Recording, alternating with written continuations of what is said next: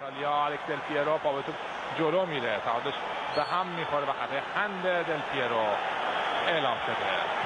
نیمکتشون ایتالیا شدیداً اعتراض میکنن و یه بازیکن دیگه ایتالیا اون سمت روی زمین افتاده. لوکا تونی وقت داره با داور صحبت میکنه. بوفون سریع به سمت کمک داور میره و میگه که اتفاقی رخ نداده. شاید تصویر داشته نشون بده که اصلا اونجا چه اتفاقی رخ داده.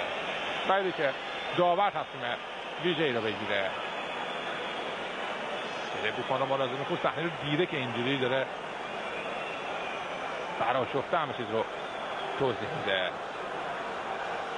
اوه عجب ضربه رو زد زیدان. چقدر محکم زد زیدان. باید اخراج میشد از بازی. زیدان خونسرد هست، عصبانی نمیشه اما وقتی عصبانی میشه بد